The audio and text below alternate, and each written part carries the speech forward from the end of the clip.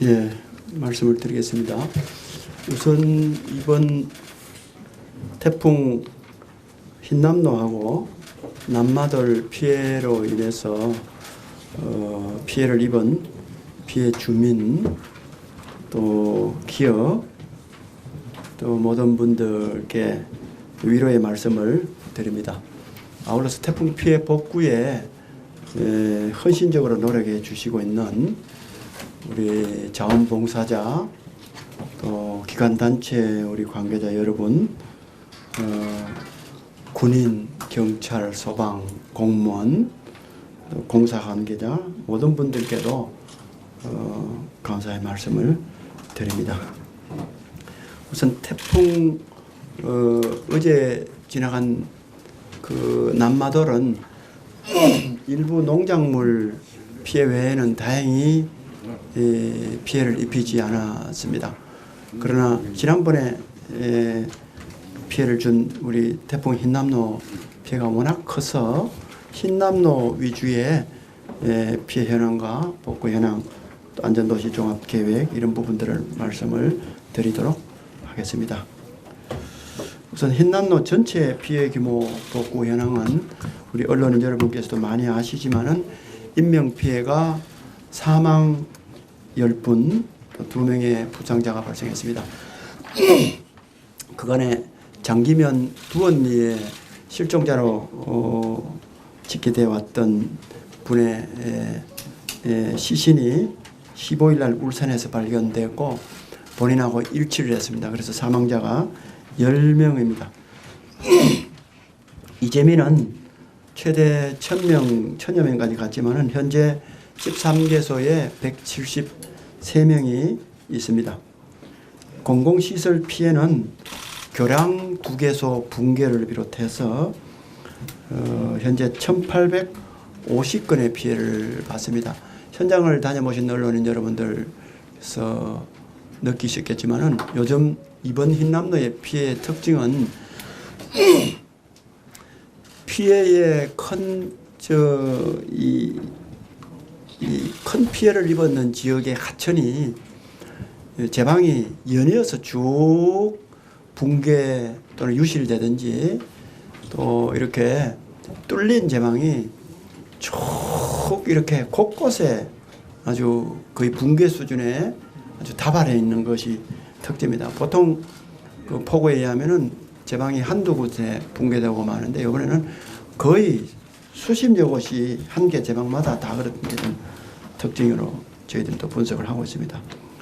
사유시설은 주택 9,432건을 비롯해서 상가 약 5,100건에서 한 24,000여 건으로 신고가 되고 있습니다. 기업체는 포스코를 비롯해서 총 390개소입니다. 피해 금액은 1조 7,850억 원이지만은 계속 잠정 집계상이고 계속 늘어나고 있는 실정입니다. 아울러서 1, 2, 3차 하청업체 피해나 지역경제에 미치는 손실, 또 조선이나 자동차 등과 같은 연관 산업 피해를 감안하면은 환산이 불가할 정도로 굉장히 늘어납니다. 현재 그 정확한 피해 내용과 이게 액수 등 산정은 중앙조사단에서 내려와서 합동으로 지금 조사를 하고 있습니다. 당분간 계속 진행이 될 것으로 봅니다. 복구 현황입니다. 공공하고 사유시설이 91.4% 응급 복구가 되었습니다. 이것은 그야말로 응급 복구입니다. 주택의 경우에 집안에 있는 침수된 못스러운 가재도구, 또 각종 폐기물, 이런 또 흙이나 이런 것을 드러내고 장판과 벽지 등을 드러내면은 복구된 걸로 간주되기 때문에 실질적으로 시민들께서 생활하는 그런 부분은 좀 체감도가 다르다 하는 말씀을 드립니다. 아직까지 소하천이라든지 농로나 이런 데는 각 38.6%, 52.9%처럼 복구가 아직까지 많이 더 해야 됩니다. 이것은 주민들의 실생활에는 미치는 영향이 굉장히 큰 부분입니다. 4만 9천 명, 약 5만 명에 달하는 자원봉사자들이 피해 복구에 현재까지 동참을 해줬습니다. 군인도 3만 7천 명, 공무원이 한 14,500명인데 앞으로 지속적인 손길이 더욱더 필요합니다. 성금을 121개 기관, 단체, 개인 등에서 128억 원을 보내주셨습니다. 보내주신 분들께 이 자리를 빌어서 감사드리고, 앞으로 이 피해에 좀 더 이렇게 좀 도와주려면 더 많은 성금과 물품 기부가 있으면 큰 힘이 되겠다 하는 말씀도 아울러 같이 드립니다. 피해 지원의 실질적 지원과 항구적 재해 예방을 위해서 그간의 그 노력을 말씀드리겠습니다. 우선 9월 6일 수해 이튿날 바로 9월 7일 날 대통령께서 포항을 방문하고 그날 즉시 저녁에 특별재난지역으로 선포를 해주시고, 그 이후에 국토부, 행안부, 중기부, 환경부, 산자부 장관들이 다녀가셨고 기타 부처의 여러 관계자들도 함께 갔습니다. 중앙정부 차원에서 특별 교부세 64억 원을 교부를 해줬습니다. 이런 것들을 가지고 중장비를 동원한다든지 기타 응급 복구에 활용을 하고 있습니다. 여야 구분 없이 많은 국회의원께서도 현장을 확인해서 신속한 피해 복구를 약속해 주셨습니다. 저희들이 피해 주민들을 만나면서 현행 제도의 불합리한 점, 또 실질적 피해 보상이 어려운 점, 이런 부분은 중앙정부와 국회의원들께 적극 건의를 해서 개선되도록 그렇게 추진을 하고 있습니다. 우선 재난지원금 정부에서 지급하고 있는 것이 주택의 경우에 침수 200만 원, 반파 800만 원, 전파 1,600만 원으로 이게 피해 복구에 턱없이 부족합니다. 제가 실무자를 통해서 알아본 결과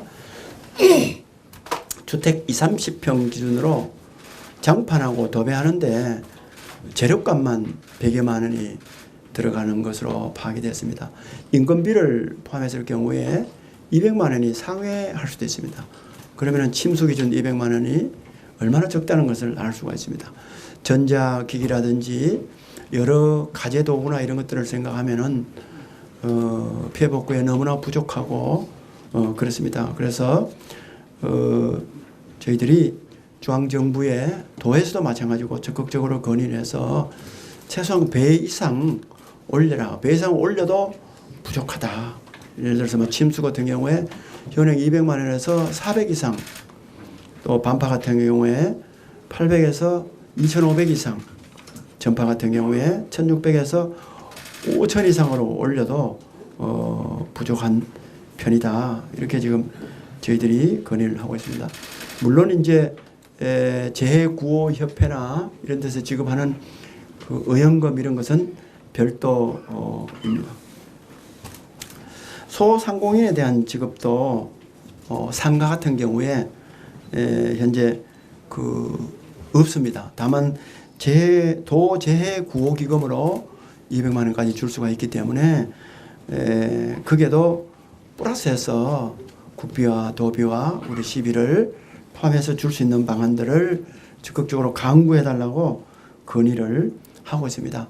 상가에 큰 냉장고 하나 같은 경우에도 굉장히 비싸지 않습니까? 그런 것들이 2세대가 있고 여러 가지 요즘은 전자기기가 많기 때문에 피해 금액은 상가의 경우에도 굉장히 큽니다. 물건을 제외하고서라도 다시 장사를 하는데 이렇게 힘을 낼 수 있도록 하는 조치가 필요함을 중앙정부와 우리 국회에 적극적으로 건의하고 있는데 저희들도 다방면으로 계속적인 노력을 해 나가겠다는 말씀을 드립니다.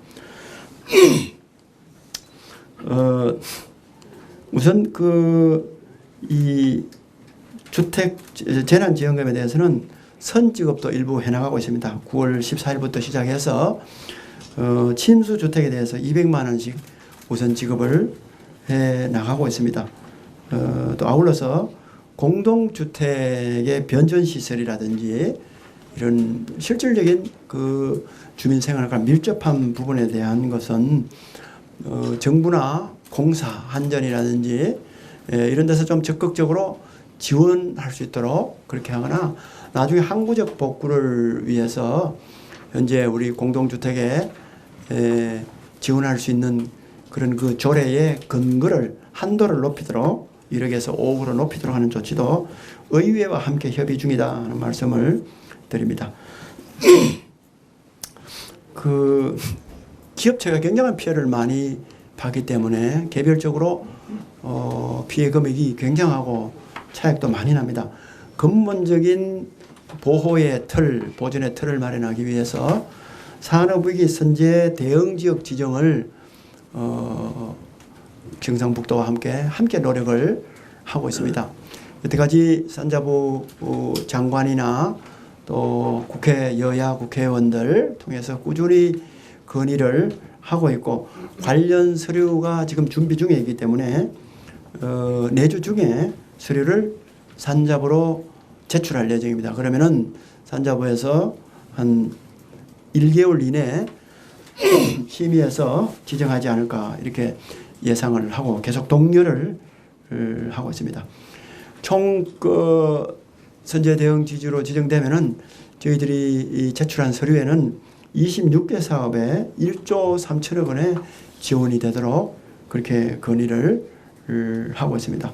가능한 한 많은 사업이 지정이 되고 산자부뿐만 아니라 유관기관 합동으로 해서 연계 사업이 많이 내려올 수 있도록 총력을 다해 나가겠습니다.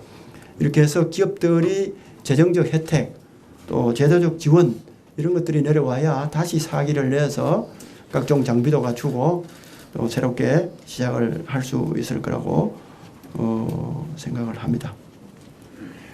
앞으로 피해 주민들의 실질적 복구 지원과 재발 방지를 위한 재예방 사업들이 신속하게 추진될 수 있도록 끝까지 노력하겠다 하는 말씀을 드립니다.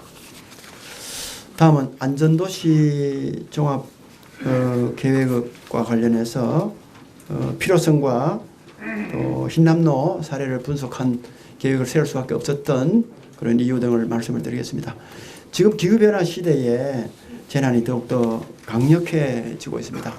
시민들의 생명 재산을 지키고 도시에 대한 안전을 지키기 위해서는 근본적인 대응 또 대응 수준을 획기적으로 높인 그런 종합계획을 추진하지 않을 수 없습니다.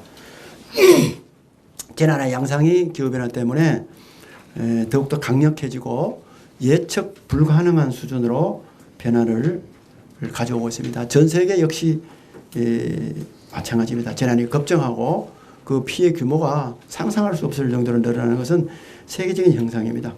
우리나라도 과거하고 비교하면은 강우량이 점점 증가하고 상대적으로 강우 일수는 감소되기 때문에 집중 폭우가 늘어나는 것이 현재 통계상으로도 나와 있습니다. 해서 포항도 재난 발생 양상에 대한 철저한 분석과 대응이 필요합니다. 저희들이 일단 간략하게 분석을 해보면은 과거 40년 전과 비교했을 때 최근 10년 태풍 발생 빈도가 2.6배, 약 3배 정도 증가하고 있습니다. 강우량도 1.4배 정도 증가를 하고 있습니다. 정부 산하에 있는 국립해양조사원 발표에 따르면은 포항이 연간 해수면이 3.9mm, 약 4mm씩 상승하고 있습니다. 10년이면은 4cm입니다. 그 해수면 상승 속도가 우리나라에서 포항이 가장 높은 정도로 그렇게 예상이 되고 있습니다. 이번 흰남노의 영향과 또 새로운 방제 정책 방향입니다. 기상청에서 발표할 때 이제껏 경험해보지 못한 피해가 태풍이 예상된다 했을 때 그 바로 경험해보지 못한 피해를 본 것이 가장 큰 피해를 보는 것이 우리 포항과 경주 외곽입니다. 특히 공장이 밀집해 있고 주거가 밀집해 있는 곳은 우리 포항이 집중타를 입었습니다. 동해면이 541mm, 오천이 509.5mm 강우량이 내렸습니다. 이 시우량도 동해가 116.5, 오천이 101mm라는 기록적인 시우량입니다. 5시에서 6시 사이입니다. 특히 태풍 피해를 집중적으로 입은 9월 6일 오전 3시부터 7시 이 골든타임 4시간 동안에 오천이 354.5mm가 내렸습니다. 동해가 374.5mm가 내렸습니다.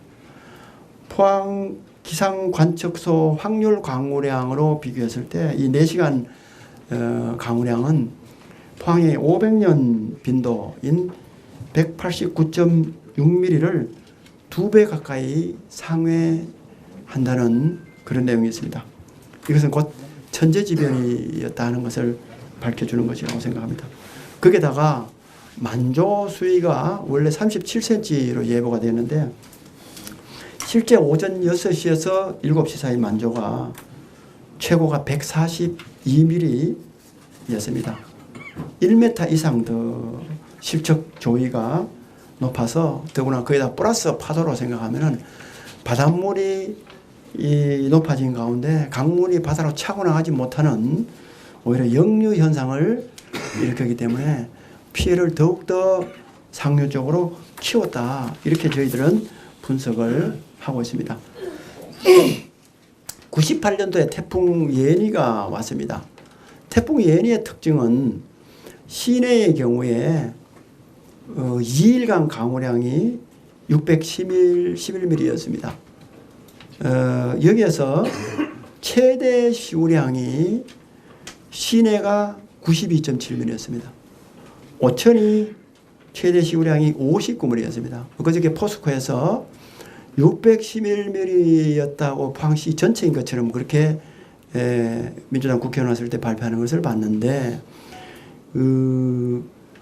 현재 우리가 확인한 거로는 그렇지 않습니다. 시내가 92로 최대고 오천은 59로 오히려 적었다. 현행하고 반대됐다 볼 수 있습니다. 이번에는 시내가 상대적으로 오천보다 적었습니다. 그래서 98년 예니 때 시내가 전체 대잠동이 터지고 대잠못이 터지고 잠겼습니다. 그리고 오천에는 피해가 그만큼 적었던 겁니다. 그래서 태풍 예니하고는 다른 상황이다 하는 것을 알 필요가 있습니다. 오천읍의 또 강우량도 611mm가 1룩의 강우량으로 포스코에서 얘기했는데 이거는 2일간 시내 전체의 강우량이다. 시우량하고 틀리다 하는 것을 짚습니다. 오천읍의 2일간 강우량 중에서 특히 30일 날 11시경에 최대 시우량이 그 98년도에 59, 아까 말씀드린 59고 오천의 2일간 집중 강우가 없었습니다. 또 해수면 상승도도 당시에 56cm 내지는 60cm여서 냉천 범람이나 이런 어떤 큰 피해가 발생하지 않았다는 말씀을 드리고 더 자세한 것은 나중에 전문가들이 종합 진단을 하면은 결과가 나올 거라고 판단을 하고 있습니다. 역대급 단기 집중호우가 내린 이런 흰남노로 인해서 하천이나 빗물 펌프장이나 또 배수로 등과 같은 현행 한 20년 빈도, 100년 빈도 이런 것들로 가지고는 이거 기후변화와 이상기후에 대한 방제가 기본적으로 불가능하다는 것이 이번에 발생했다 이렇게 생각합니다. 그래서 과거 빈도 기준에 의뢰한 대비 기준을 세우는 것보다도 새로운 기준을 세워서 해야 될 필요성이 더욱더 높아졌다. 특히 포항은 이번에 피해를 보듯이 포스코와 철강산단과 같은 국가 기관 산업을 가지고 있는 공단입니다. 전국적으로 미치는 영향이 굉장히 큰 지역이고 또 시민들이 바다와 인접한 곳에 대거 거주를 하고 강주변에도 대거 거주하고 있기 때문에 설계 수준을 최대한 높여야 된다. 현행 기준으로는 안 된다. 이렇게 하고 저희들이 계획을 세울 계획입니다. 그래서 제대로 된 안전진단과 전문가들이 하는 안전진단과 그에 근거한 종합계획을 확실히 추진하도록 하겠습니다. 우선 도시 전반에 대한 이번 흰남노 사태와 또 관련된 모든 그러한 현재 설비 이런 부분에 대한 종합적인 안전진단 용역을 약 100억 원을 들여서 대한민국 최고 전문가들로 하여금 하도록 하겠습니다. 해서 미래 방제를 할 수 있는 기후변화 시대에 대비할 수 있는 안전계획을 수립을 하겠습니다. 우리는 시민의 생명과 재산을 지키고 국가기관산업인 포스코를 비롯해서 철강산업단지를 지켜야 되는 사명을 가지고 있습니다. 해서 이러한 계획을 세우는데 전문가, 시민, 행정, 또 포스코를 비롯한 모든 기업체가 함께 참여해 줄 것을 건의를 합니다. 우리가 살고 있는 주거지역, 우리가 지금 운영하고 있는 포스코 같은 기관산업은 우리 세대만의 것이 아닙니다.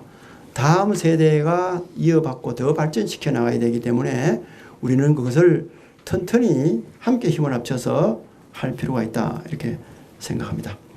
하천에 대해서도 또 그 주변 지역에 대해서도 지구단위 종합복구 계획을 세워서 행안부나 국토부나 관계부처에 적극적으로 건의하고 추진하도록 하겠습니다. 여기에 총 5,470억 정도를 예상을 하고 있습니다. 우리 지역에 있는 강과 또 우리 형산강이나 국가하천 이외에도 냉천과 같은 지방하천 또 소하천 일대를 종합적으로 연계한 복구 계획을 방제 계획을 세워서 하천 범람을 재발할 수 있도록 재발을 방지할 수 있도록 그렇게 해 나가겠습니다. 이번에 저지대인 대송 제네리 그다음에 청림동 청림 1통 약전 1리 도구 3리가 큰 피해를 봤습니다. 제네리 1200세대 침수 가구를 비롯해서 집중 침수를 받은 1500여 세대가 앞으로 침수받지 않는 지역으로 이전해서 대단지 조성을 해서 거주하거나 특별한 방제 계획을 세운 그러한 그 가운데 주거를 할 수 있도록 우리 도와 LH를 포함한 중앙정부 기관과 적극적으로 협의해서 가능한 한 이주할 수 있는 그런 방안 등을 집중적으로 연구 추진하겠다는 말씀을 드립니다.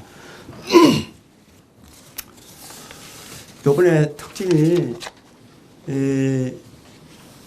우리가 경주하고 경계로 봤을 때 산악을 경계를 하고 있습니다. 산 최고 능선을 경계를 하고 있습니다. 산 능선을 봤을 때 경주 동쪽 그 능선에서 동전 쪽으로 집중호우가 많이 내렸습니다.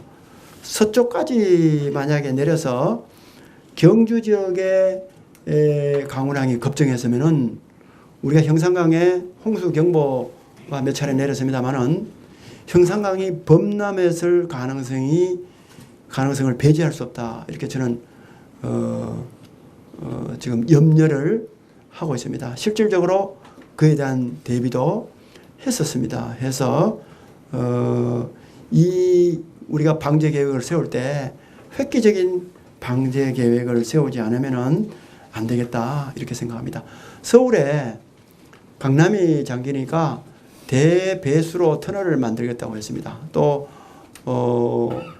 그 다른 지역에 대배수로 터널을 만들어서 그 강서 지역, 양천 지역 이런 데는 이번에 피해를 예방한 사례가 언론에 보도되기도 했습니다. 포항도 도시 외곽을 흐르는 대배수로 터널을 만들도록 그렇게 하겠습니다. 총 1조 3천억을 들여서 만들도록 건의하겠습니다. 이것은 서울과 같이 사람들이 그렇게 많이 살지는 않지만은 지방 거점 도시 중에 굉장히 거주 밀도가 높고 또 포스코와 철강산단 같은 국가 기관 산업이 있기 때문에 이것을 할 필요성이 굉장히 크다 이렇게 생각합니다. 그래서 중앙정부에 강력히 요청하도록 할 계획입니다. 그래서 도심 저류지를 도로나 하천이나 도로 지하나 또 학교 운동장 지하나 이런 것들을 활용해서 도심 저류지를 확충하도록 할 계획입니다. 빗물 펌프장도 현재보다도 훨씬 더 대응 빈도를 높여서 지금보다 배 이상 높여서 그 빗물 펌프 대응을 역량을 발휘할 수 있도록 현행 20년도 설계 비준을 대폭 높이는 계획을 하도록 하겠습니다. 현재까지 우리가 빗물 펌프장을 많이 늘렸습니다. 과거 10년 동안에 한 10개소 정도 빗물 펌프장을 늘렸습니다. 또 재난 대응비도 한 800% 정도 늘렸습니다만은 앞으로 더욱더 늘려나가는 쪽으로 이렇게 하도록 하겠습니다. 이번에 해수면 상승에서 보다시피 그로 인해서 죽도, 송도, 해도, 중앙동, 상대동이 상당히 침수가 됐습니다. 그래서 이 연안 침수 위험 지역에 앞으로 하천 하류 지역을 포함해서 차수벽 설치하는 것을 적극적으로 검토 추진하겠습니다. 물론 전문가 진단을 통해서 얼마 정도의 높이에 어느 구간에 어느 정도 해야 될지를 찾아서 하도록 하겠습니다. 저희들이 계략적으로 봤을 때 총영장 한 60km 정도는 해야 되지 않겠느냐 해서 1조 2천억 정도 들 거라고 생각하고 있습니다. 형상강이나 국가산단을 보호하고 하려면은 이렇게 하는 것이 필요하다 이렇게 생각합니다.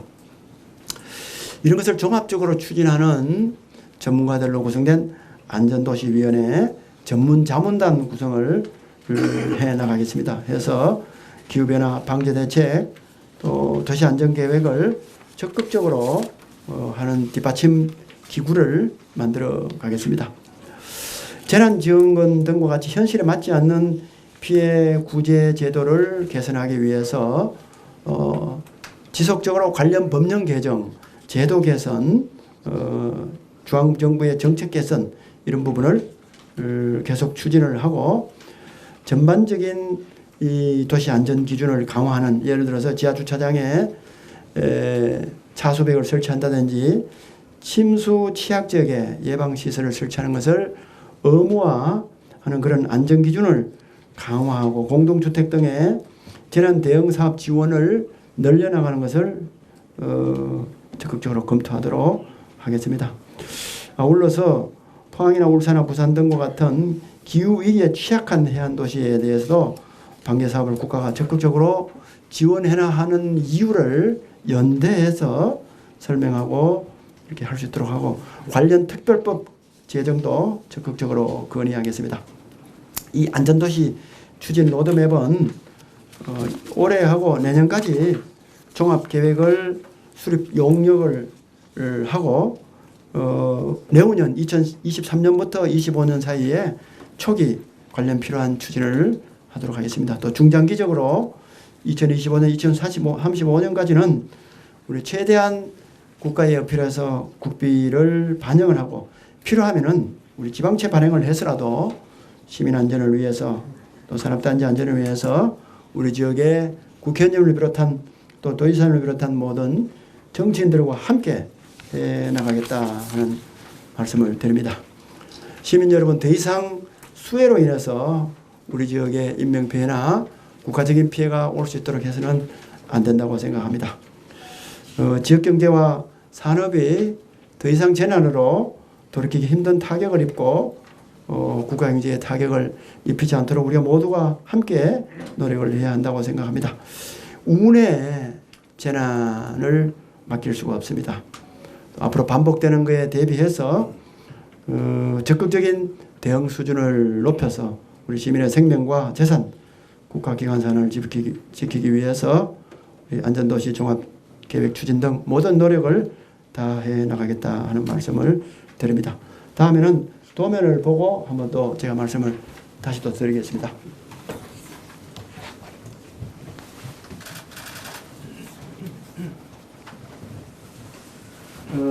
요번에 이게 전체적인 침수지역으로 볼 수 있습니다. 이것은 우리 시의 경계잖아요. 경계인데 이쪽으로 쭉 내려가면서 아까 말씀드린 대로 이게 능선입니다. 능선에 이 동부 지역에 비가 많이 온 겁니다.